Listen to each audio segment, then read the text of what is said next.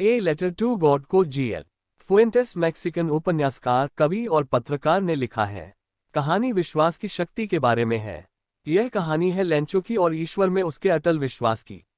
कहानी तब शुरू होती है जब लेंचो की फसल नष्ट हो जाती है। अब उसके जीवित रहने की एकमात्र आशा ईश्वर है, इसलिए वह भगवान को एक पत्र लिखता है और मदद मांगता है। इस पाठ में आप जानेंगे कि उस पत्र में वह क्या लिखता है और क्या उसे मदद मिलती है या नहीं। लेंचो और उनका परिवार एक छोटी पहाड़ी की चोटी पर एक घर में रहते थे। यह उस पहाड़ी पर एकमात्र घर था। लेंचो एक किसान था और उस दिन उसके मकई के खेत को बारिश की जरूरत थी। लेंचो अपनी फसलों को अच्छी तरह से जानता था और उस दिन वह आसमान की ओर देख रहा था क्योंकि वह जानता था कि बारिश होने वाली है। Menu a letter to God summary in Hindi class 10 with MCQ।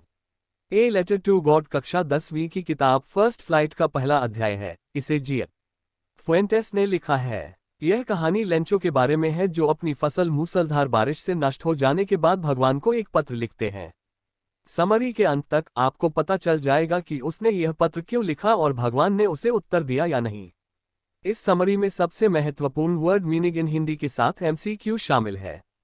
Summary पढ़ लेने के बाद आप अपनी नॉलेज को चेक करने के लिए 15 MCQ क्वेश्चन जरूर आंसर करें। A letter to God summary in Hindi class 10। Writer GL Fuentes. Go to A Letter to God MCQ quiz. A Letter to God Summary in English. Introduction. A Letter to God को GL Fuentes Mexican उपन्यासकार, कवि और पत्रकार ने लिखा है। कहानी विश्वास की शक्ति के बारे में है। यह कहानी है लेंचो की और ईश्वर में उसके अटल विश्वास की। कहानी तब शुरू होती है जब लेंचो की फसल नष्ट हो जाती है। अब उसके जीवित रहने की एकमात्र आशा ईश्वर है, इसलिए वह भगवान को एक पत्र लिखता है और मदद मांगता है। इस पाठ में आप जानेंगे कि उस पत्र में वह क्या लिखता है और क्या उसे मदद मिलती है या नहीं। A letter to God summary in Hindi. Lencho और उनका परिवार एक छोटी पहाड़ी की चोटी पर एक घर में रहते थे। यह उस पहाड़ी पर एकमात्र घर था। लेंचो एक किसान था और उस दिन उसके मकई के खेत को बारिश की जरूरत थी। लेंचो अपनी फसलों को अच्छी तरह से जानता था और उस दिन वह आसमान की ओर देख रहा था क्योंकि वह जानता था कि बारिश होने वाली है। ओले हेलस्टोन्स और लेंचो सही था क्योंकि रात के खाने के समय बारिश शुरू हो गई थी। अब लेनोचो अपनी त्वचा पर मीठी बारिश की बूंदों को महसूस करने के लिए बाहर चला गया। वह सोचता है कि बारिश उसके लिए पैसे की तरह है क्योंकि अब वह अपनी फसल काट सकता है और अपने परिवार के लिए पैसे कमा सकता है। लेकिन जब लेनोचो बारिश देखकर खुश हो गया तभी तेज हवा चलनी शुरू हुई और आसमान से ओले गिरने लगे। तभी लेंचो के बेटे मोती जैसे ओलों को इकट्ठा करने के लिए घर से बाहर निकल आए। अब लेंचो की इच्छा थी कि बारिश रुक जाए, लेकिन एक और घंटे तक भारी बारिश हुई। जब तक बारिश खत्म हुई तब तक पूरा खेत नष्ट हो चुका था और ऐसा लग रहा था कि जैसे सारी फसल ओलों की वजह से नमक से ढक गई हो। अब लेंचो बहुत दुखी था और उसने मैदान में खड़े होकर अपने बेटों को बताया कि टिड्डियों लोकस्ट्स भी खेत को इतना नुकसान नहीं पहुंचाती। अब उस रात हर कोई बहुत दुखी था क्योंकि उन्हें पता था कि उस साल उनके पास कोई फसल नहीं होगी और उन्हें भूखा रहना होगा। लेकिन इस सब के बाद भी उनकी एक उम्मीद बची थी और वह थे ईश्वर। पूरे परिवार का मानना कि भगवान कभी किसी को भूखा नहीं मरने देंगे। लेंचो जानता था कि भगवान सब कुछ देखता है और उन्हें पता है कि हर किसी के दिमाग में क्या है। Menu a letter to God summary in Hindi class 10 with MCQ। A letter to God कक्षा 10वीं की किताब फर्स्ट फ्लाइट का पहला अध्याय है। इसे जीएल फुएंटेस ने लिखा है। यह कहानी लेंचो के बारे में है जो अपनी फसल मूसलाधार बारिश से नष्ट हो जाने के बाद भगवान को एक पत्र लिखते हैं। समरी के अंत तक आपको पता चल जाएगा कि उसने यह पत्र क्यों लिखा और भगवान ने उसे उत्तर दिया या नहीं। इस समरी में सबसे महत्वपूर्ण वर्ड मीनिंग इन हिंदी के साथ MCQ शामिल है।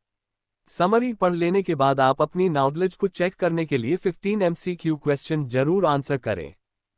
Writer GL Fuentes. Go to A Letter to God MCQ quiz. A Letter to God Summary in English. Introduction. A Letter to God को GL Fuentes मैक्सिकन उपन्यासकार, कवि और पत्रकार ने लिखा है। कहानी विश्वास की शक्ति के बारे में है। यह कहानी है लेंचो की और ईश्वर में उसके अटल विश्वास की। कहानी तब शुरू होती है जब लेंचो की फसल नष्ट हो जाती है। अब उसके जीवित रहने की एकमात्र आशा ईश्वर है, इसलिए वह भगवान को एक पत्र लिखता है और मदद मांगता है।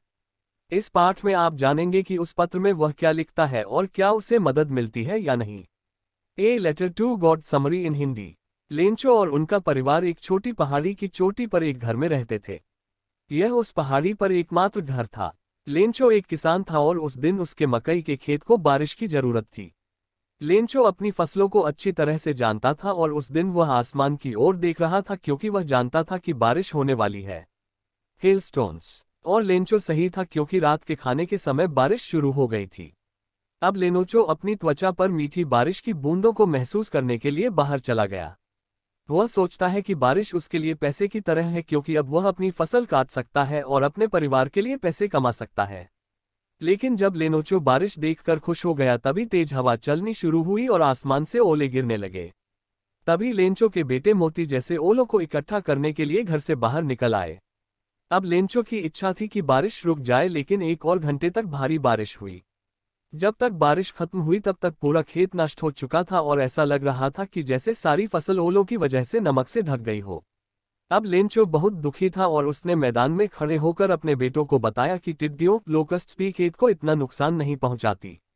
लोकस्ट्स। अब उस रात हर कोई बहुत दुखी था क्योंकि उन्हें पता था कि उस साल उनके पास कोई फसल नहीं होगी और उन्हें भूखा रहना होगा।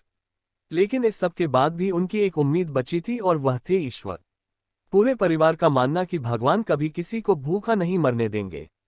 लेंचो जानता था कि भगवान सब कुछ देखता है और उन्हें पता है कि हर किसी के दिमाग में क्या है। लेंचो भगवान को एक पत्र लिखता है। Lencho's letter to God. भले ही वह एक किसान था लेकिन लेंचो लिखना जानता था। अगले रविवार की सुबह उसने भगवान को एक पत्र लिखना शुरू किया।